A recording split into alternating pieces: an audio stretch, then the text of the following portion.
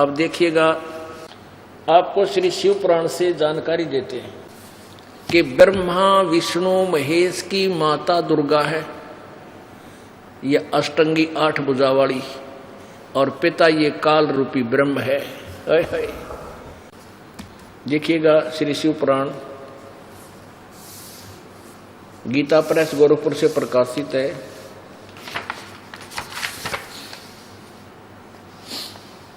मुद्रक संपादक हनुमान प्रसाद पोदार चिमनलाल गोस्वामी, प्रकाशक एवं मुद्रक हैं गीता प्रेस गोरखपुर, गोविंद भवन कार्यालय कोलकाता का संस्थान। अब इसके 98वें पृष्ठ से हम शुरू करेंगे। रुद्र संहिता श्री संक्षिप्त शिव पुराण 98 पृष्ठ पे। अपने पुत्र नारद की यह बात सुनकर लोक पितामह ब्रह्मा यहां इस प्रकार बोले। ये 5वां अध्याय समाप्त हुआ, यहां 6ठा प्रारंभ होता है। ब्रह्मा जी ने कहा कि ब्रह्मन, देव शिरोमणे नारद के विषय को कह रहे हैं, तुम सदा समस्त जगत के उपकार में ही लगे रहते हो। तुमने लोगों के हित के की कामना से ये बहुत उत्तम बात पूछी है। जिसमें समस्त चराचर जगत नष्ट हो गया था, सर्वत्र केवल अंधकार ही अंधकार था, न सूर्य दिखाई देते थे न चंद्रमा, अनान्य ग्रहों और नक्षत्रों का भी पता नहीं था, न दिन होता था न रात, अग्नि पृथ्वी आयु और जल की भी सत्ता नहीं थी। उस समय कौन था? उस समय ये तत् सद ब्रह्म, उस श्रुति में जो सत सुना जाता है एकमात्र वही शेष था, वो तत् ब्रह्म, ये पूर्ण परमात्मा ही शेष था। अब 100 पृष्ठ पे, जिस परब्रह्म के विषय में ज्ञान और अज्ञान पूर्ण, ज्ञान और अज्ञान से पूर्ण उक्तियों द्वारा इस प्रकार विकल्प किए जाते हैं, उसने कुछ काल के बाद द्वितीय की इच्छा प्रकट की। उसके भीतर एक से अनेक होने का संकल्प उदित हुआ।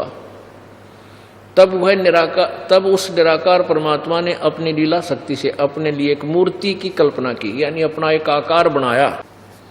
वो आकार में आ गया तो कौन बन गया? जो मूर्ति रहित परम ब्रह्म है, परम ब्रह्म, उसकी मूर्ति।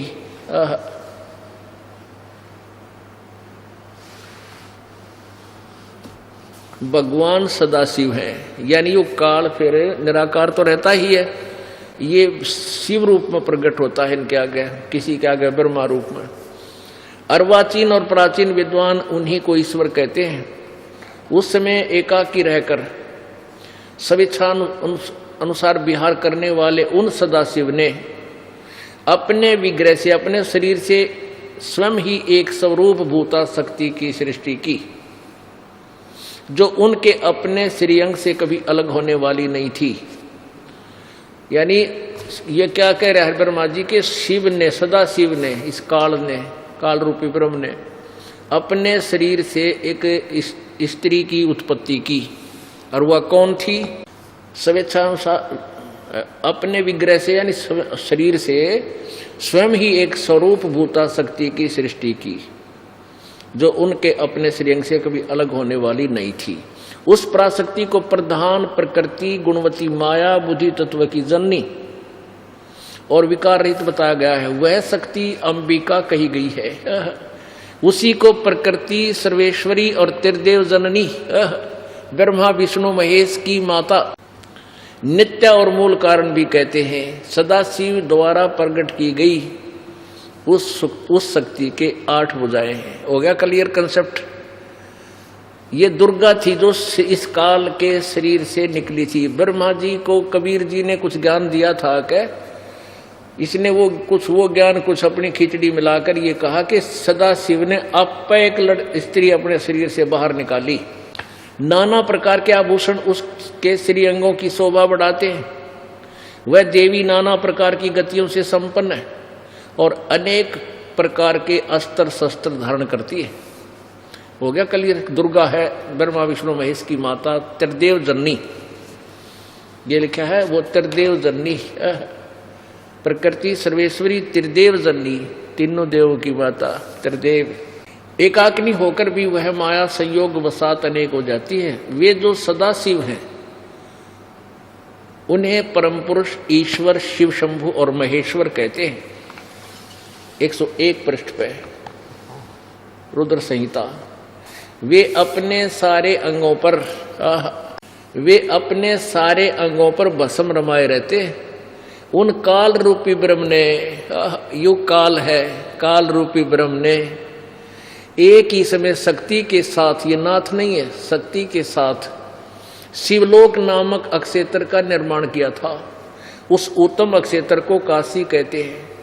वह परम निर्वाण या मोक्ष का स्थान है जो सबसे ऊपर विराजमान है। वह प्रिया और प्रियतम रूप यानी पति पत्नी रूप में, शक्ति और शिव यानी दुर्गा और ये काल,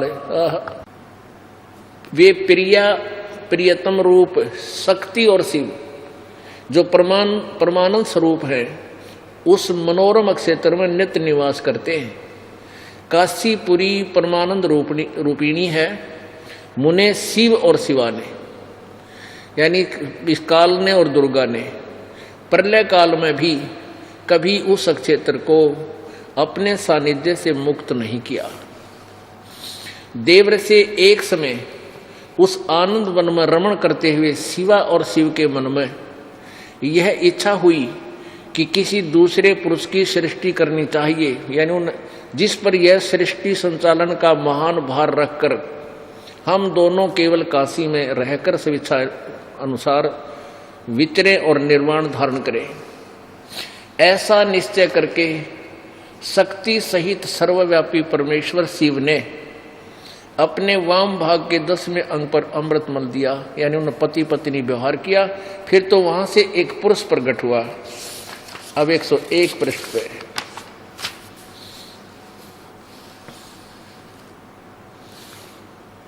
तदंतर शिव ने कहा, वत्स, वो लड़का उत्पन्न हुआ ना बेटा, काल बोला बेटा, व्यापक होने के कारण तुम्हारा विष्णु नाम विख्यात हुआ।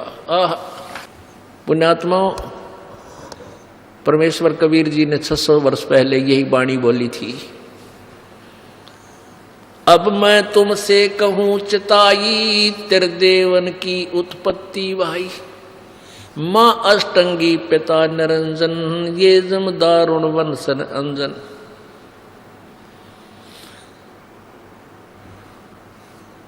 तीन पुत्र अष्टंगी जाए, ब्रह्मा विष्णु शिव नाम धराए। 600 वर्ष पहले परमात्मा ने बोला था ये ज्ञान। इन नकली गुरुओं ने, संतों ने, नकली ऋषियों ने, महर्षियों ने परमेश्वर के इस ज्ञान को ऊपर नहीं आने दिया।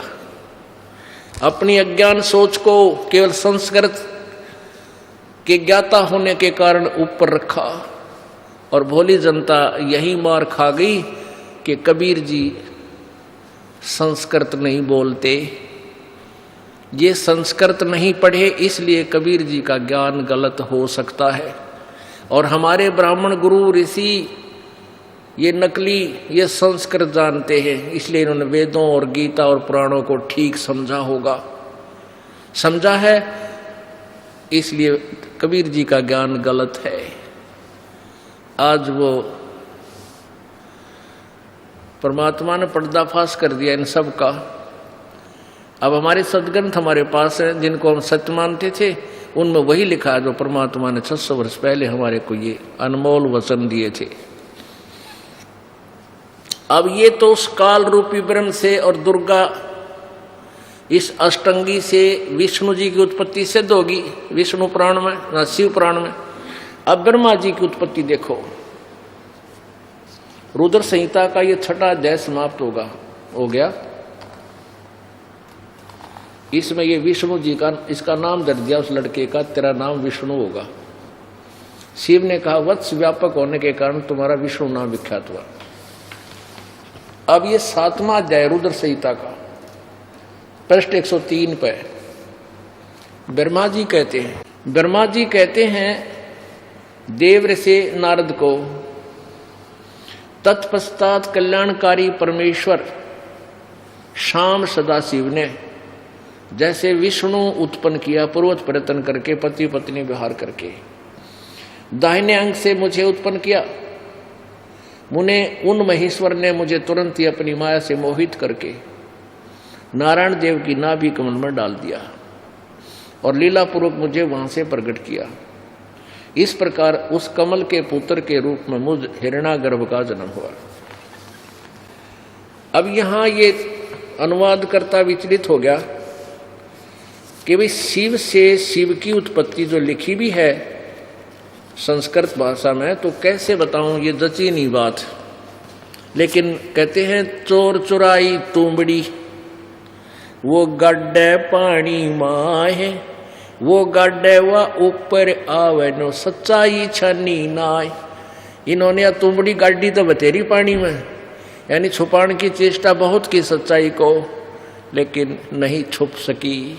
अब देखिए संक्षिप्त शिवपुराण 110 पृष्ठ पे 9वां अध्याय लास्ट में, इस प्रकार ब्रह्मा विष्णु तथा रुद्र इन 3 देवताओं में गुण है, और परंतु शिव गुणातीत माने गए।